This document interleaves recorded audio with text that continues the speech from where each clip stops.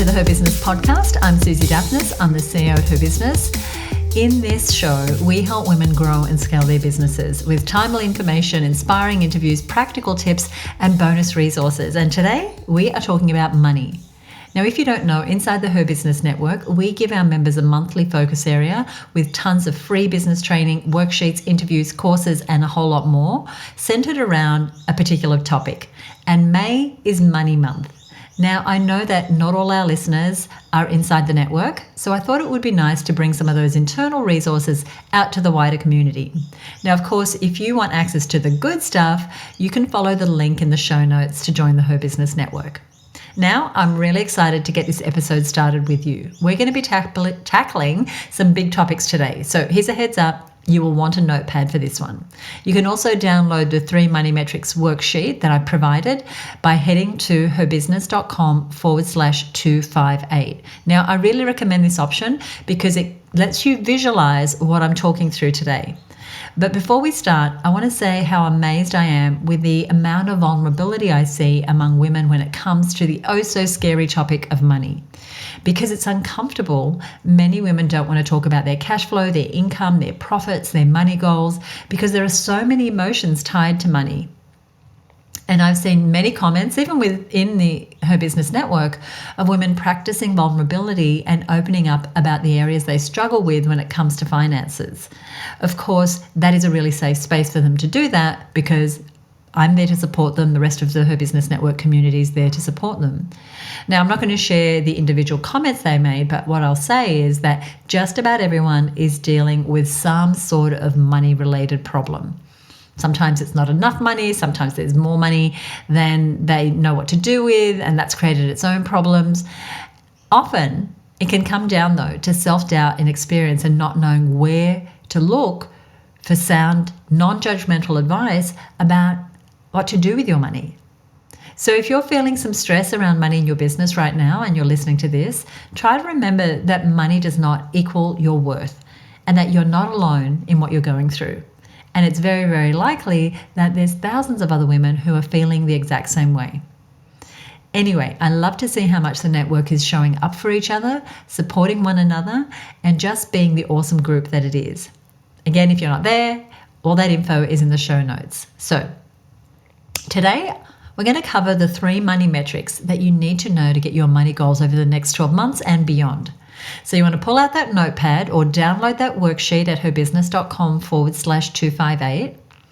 You can even pull up your financial records if you like, because we're going to be tackling some really hands-on topics in this episode, and I want to optimize your money mindset before we do that. So if you know that you could have a better mindset about your money, but you're not sure where to start, I want to recommend an episode that we did a few weeks ago. It's episode 254, and it's called Your Next Money Move. I'm a big believer in uncovering and dealing with the underlying causes of a problem. So if your business isn't doing what it needs to be doing financially, or you feel like money isn't something you're comfortable honestly talking about, I encourage you to listen to that episode first. And in that Next Money Move episode, I explain why changing your mindset around money is the first and most important step to transforming your finances. And in that episode, you'll also learn to recognize the telltale signs that it's time to change those limited financial beliefs that might have been haunting you for a while, sometimes for way too long. And we go through a practical exercise to help you know your money mindset. It's a great episode, as I said, to listen alongside this one, and I will put a link to that in the show notes for you. So let's dive into why understanding money metrics matters to your business. Maybe you're a solopreneur. Maybe you're a micropreneur with a small team. Maybe you have a big team, including perhaps someone who handles your business's financials. In all cases, you also need to know your numbers and to develop a financial plan. Now, by understanding the money side of your business well, you'll develop increased awareness and clarity around decision making and become more confident and in control of your financial future. This is so important. And my guess is that many women have already tried this and maybe it hasn't worked, because when you go to look at your financial records and try to make a plan, it can be overwhelming, especially if you're not a numbers person. And there are thousands of metrics to look at and no clear indication of which ones matter. But I'm going to give you some today. because it can feel like you're grasping at straws, just deciding where to start. So how do you get a grip on your money metrics? My advice is also always to follow in the footsteps of other successful business owners. Successful people look at some very specific metrics in their business on a regular basis. Not thousands of metrics, a select few. These are the details that you can look at any point to know if you're on track or not. And just knowing what these metrics are will put you miles ahead of the majority of business owners who aren't doing this. Now, the first of these money metrics you're going to need to keep in mind is kind of the most obvious. It is the revenue and profit in your business. Now, you might say, duh, Susie, I know that. Just stick with me. I've been really surprised to see just how many business owners use these terms interchangeably as if they remotely mean the same thing, and they don't. The other thing I've found is that women don't necessarily have a money goal, a revenue goal, and a profit goal. Now, revenue and profit are definitely not the same thing. And it's not just knowing about the difference between the two, it's about focusing on the difference. Now, revenue is, of course, a crucial metric to keep an eye on in your business. But the allure of big sales numbers so often diverts our attention away from what we should really be looking at, what is really a sign of success, and that's the profit in your business. Now, we might aim for profitability, but then day-to-day decisions can quickly take our focus to revenue, sidelining the big picture of profit considerations. And your profit, what is your profit? It's what remains after all your operating expenses are subtracted from your revenue. And while it's easy to slip into just focusing on revenue, when you integrate profit into every business decision, that's what's going to bring around the lasting change that you're looking for. Profit is what makes your business sustainable year after year after year.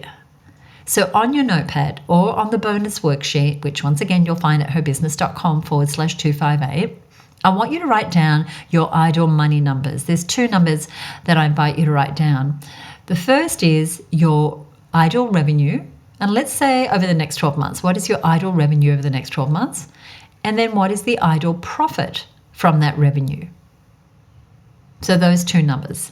So you want to jot those down wherever you're working right now. What is the revenue you want to generate? What is the profit? So that's going to be a percentage of the total revenue. So that's metric number one, is your money goals. The second metric that so few women look at, but it's key to getting your money goals, is your product and service mix. As you can probably guess, your product and service mix is the mix of products and services that you will sell to reach your money goal, to reach your revenue goal. Now, what that mix is going to differ depending on your industry. So let's say your business is a service-based business and it helps dentists up-level their practices, turning their businesses into something more sustainable. So let's say that is your business. You help dentists up-level their practices. Now, your product and service mix could include an online course that's $1,000, a 6-month group coaching program that's $3,000, and a 12-week consulting package for those who want to work one-on-one with you, and maybe that package is $20,000.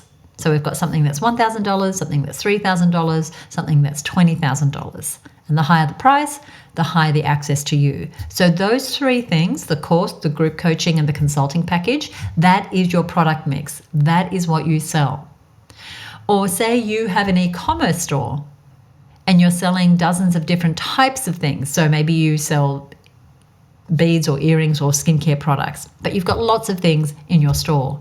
In that case, your product and service mix might include product groupings. For example, if you had the jewelry business, you might have jewelry and accessories, you might have earrings, necklaces, bags, and scarves as categories in your product and service mix. Stay with me. We're going to look at, well, how many of these do I need to sell in order to get my goal? But first, we're looking at what is it that I'm selling? And so you might have a business like Amanda. So Amanda is a strata lawyer. Her revenue streams include your strata property membership, the presentation she does for councils, and the money from her law practice. Whereas Fiona, who is a stylist, she has a business called Style Liberation. Her revenue streams include when she takes someone shopping, when she does a color consultation, she or one of her coaches does a color consultation. It could be her course. It could be the retreats she does with big name fashion labels around the country. So they're the things in her product mix. Right? So you want to just take a moment to write out what are all the different things I sell right now and just list them.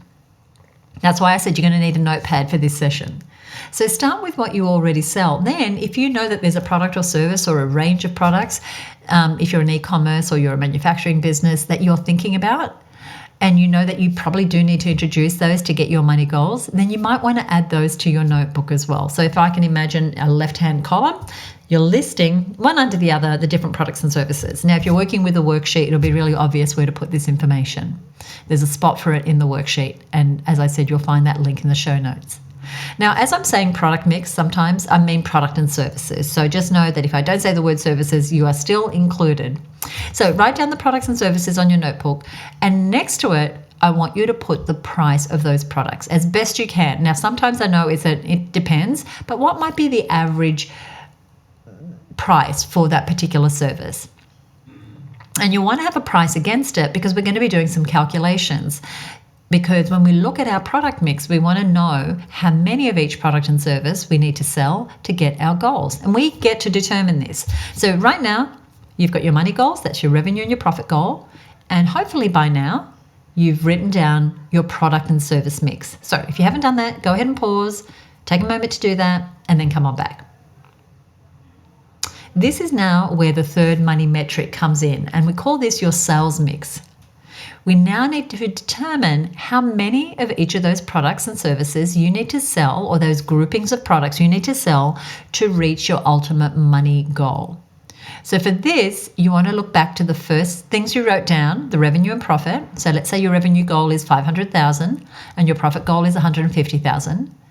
To determine your sales mix, you want to play around with some numbers.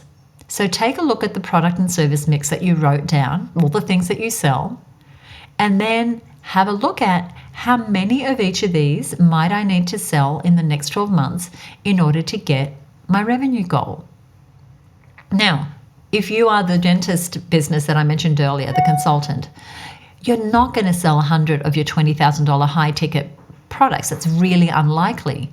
But what you might be able to do is sell 100 of your $1,000 courses.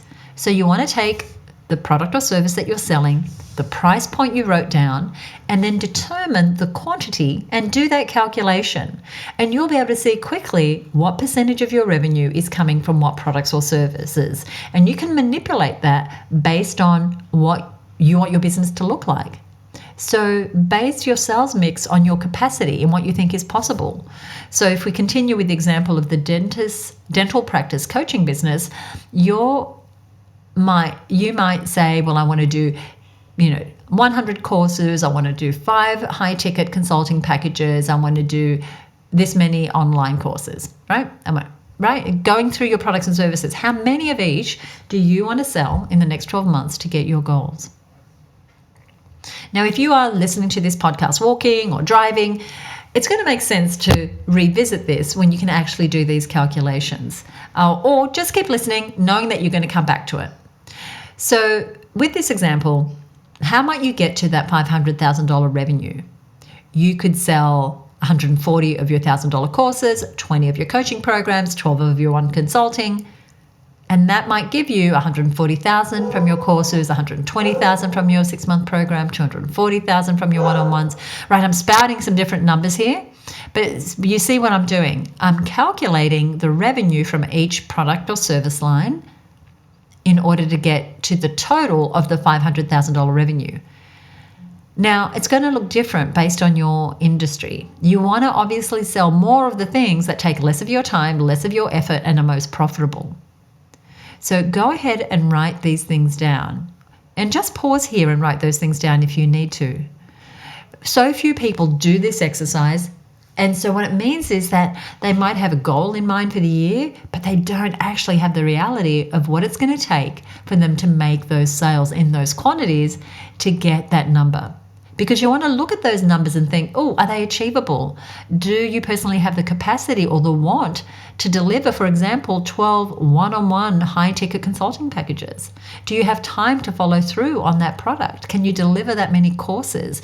Can you create that many new lines of jewelry, etc., etc.? Or maybe it would be easier for you to focus your marketing more heavily on one particular product or service because it is more profitable, it takes less time, you enjoy it more. And sometimes we can build a product and service range that actually works against us.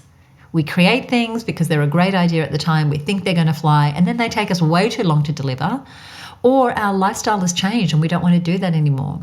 So now might be a good time for you to reconsider what it is that you sell and look at, well, how much of each of these do I want to be selling in the new year? If you have an e-commerce store and you have a line of products and maybe you've sunk some thousands of dollars into getting that product into your store, but right now it's not selling and it's likely that you're just going to have to discount them and get them out of the way and maybe change your direction. These are the sorts of decisions you can only make by figuring out your sales mix. You're going to discover a few things, and maybe you'll realize, oh wow, it's almost impossible to get my revenue and profit goals with the mix I have right now. I need to sell something that's a much higher price point to make up the difference. And this exercise is a perfect jumping off point to see what's going right and what you might need to add or take away for your business to work. Even if there are tweaks or additions, you can see how the big mystery of achieving your money goals just became concrete with these 3 money metrics. And they were, again, number 1, having your money goals. Number 2, knowing what products and services you're going to sell to get those money goals. And then 3, knowing what quantities of each one you want to sell at what price point in order to reach your money goals. And using this method, you can simply break down your goals into doable chunks, really clearly defining how many of each product you need to sell to reach that number. It gives you a massive amount of power, of choice, focus, and control over how your business grows and which direction it's moving towards. And it's actually fun to calculate these numbers. Our members have had a great time doing this, just moving the numbers around. What if I did a few more of those? What if I cut this product or service out totally? It's illuminating. It brings your awareness to your business in a totally new way. And that's what I love to do with women, is have their awareness really grow, have them get really present to what is happening in their business. And this exercise, as you may have noticed, has you working backwards to your goals, which sounds kind of counterintuitive, but it's the best way to approach any goal. You start with the end in mind, and then you forge the path to that goal backwards. Now, if your money goals are way beyond the 500,000 I mentioned earlier, I've got you covered. You might be looking at the worksheet thinking, well, what would this breakdown look like if the goal was 700,000 or $1 million or $2 million? And you'll start to see how powerful it is to think like this and have a way to break down the big, intimidating number goal into, okay, I just need to sell 100 of these, a couple of dozen of that, and a few of those, or I need to introduce this new service that I've been thinking about because that's what's going to kick me into that next level of revenue and profit.